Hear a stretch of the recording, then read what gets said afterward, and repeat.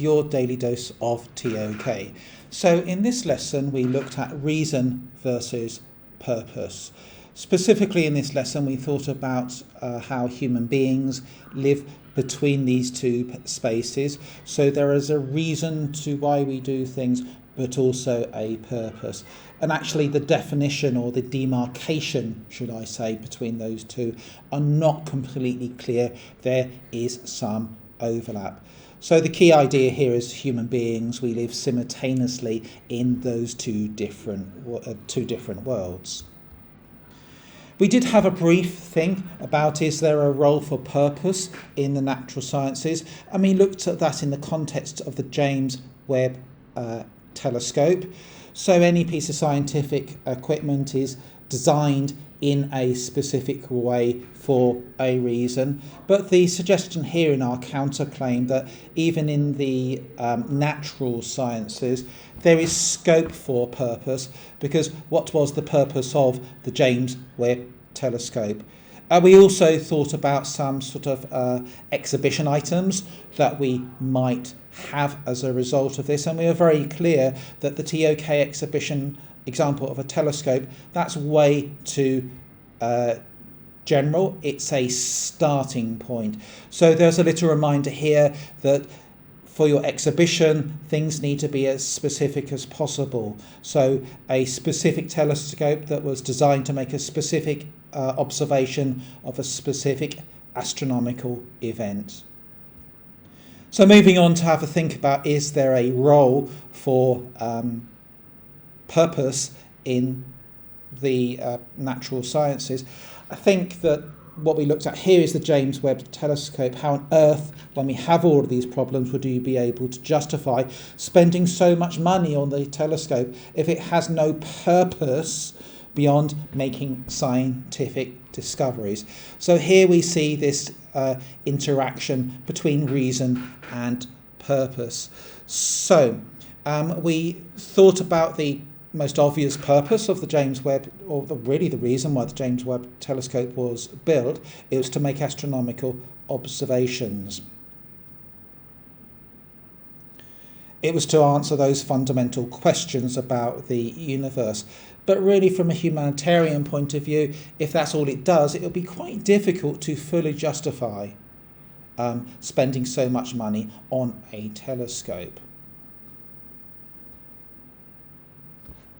A thinking point here, if you were to buy a fleet of Lamborghinis with the same amount of money for all of your teachers, surely that would have been a lot better. Well, maybe for those individual teachers, but for society that is questionable. So we dug a little bit deeper into thinking what were the spin-offs from the technologies that went into the James Webb Telescope. So here we looked specifically at optical coherence tomography. And we, again, dug a little bit deeper into the spin-off. So maybe the purpose of the James Webb Telescope was actually to advance scientific discovery that would have a spin-off that all human beings would be able to benefit from. So then we thought a lot more about reason and purpose in the human sciences. So we gave the example of a pigeon is able to identify cancer clusters on a body scan. So then we started moving into the realm of objectively existing phenomena in human sciences are observable things. People's behaviour is observable. Brain activity through a machine is observable. Subjectively, though, there are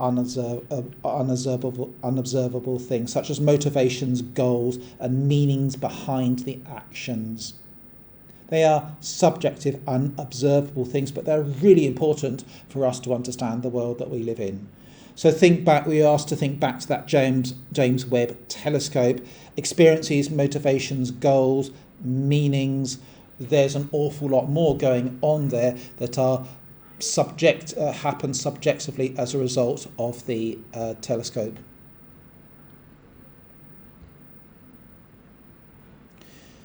So as we said, a key idea here is that when we look at the human sciences, they need to be objective and subjective at the same time. They need to be comfortable operating in those two very different but interrelated ways of thinking.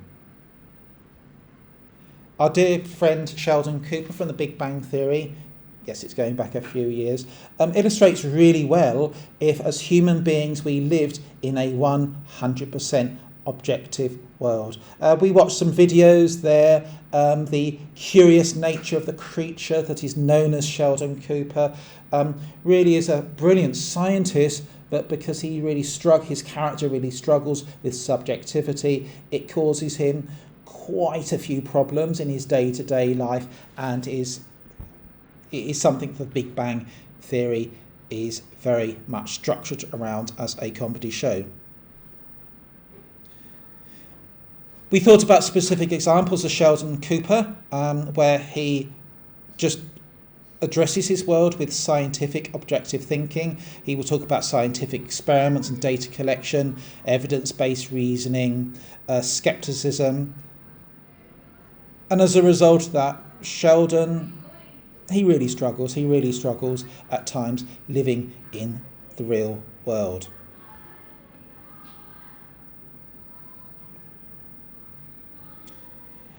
Sheldon is very uncomfortable with living in that subjective world. He will talk about the lack of perceived rigour in the human sciences, something that his character struggled with. He mistrust, a fundamental mistrust he has in qualitative approaches. He is very much focused on in a quantitative world. He likes to break things down empirically. He likes to reduce things down into their component parts. He has quite an elitist attitude and an aversion to ambiguity. All absolutely important things when operating in the natural sciences, but when in the human sciences and society, that is somewhat problematic. So he went on to think about a number of questions, and this time in a little bit more detail.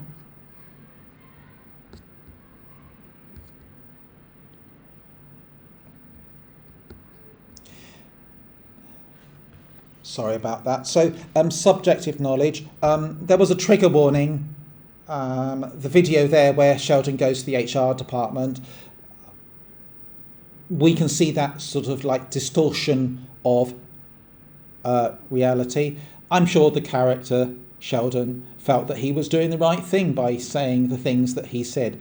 Objectively, maybe he was. Subjectively, well, that's where the human resources department got involved.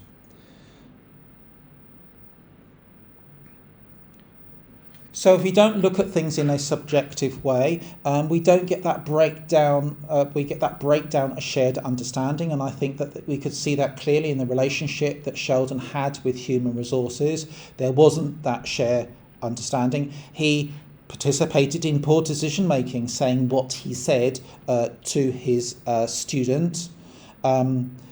Exacerbation of social divisions, that's something that he does all the time. Even within the sciences, he has a mistrust for and a disdain for engineers and the geology department. So there Sheldon operates very much in a world of social divisions. His character also doesn't like change, doesn't like progress. He really struggles with that. So that's a key component. Again, living in a purely subjective world, a purely objective world, not living in the realm of a subjective world. So again, we went on to look at some specific questions. Subjective knowledge of subjectively existing phenomena. So we tried to unpack that. So in this case, we talked about phenomena that were subjective in nature. So things that exist within the realm of human experiences and perception. So there we're dealing with thoughts, feelings, lived experiences. Again, capturing those unique perspectives, qualitative data.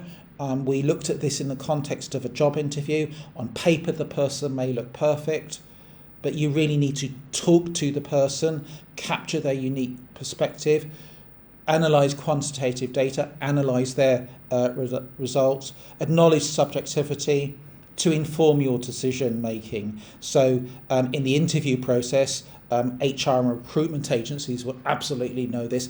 It's really important that you actually interview the person to make sure that subjectively and objectively they would fit into your organisation. So we can see that interplay between subjective and objective in the real world. We talked about objective knowledge of subjectively existing phenomena. It's probably impossible. We dug into the reasons why that doing that would possibly impossible.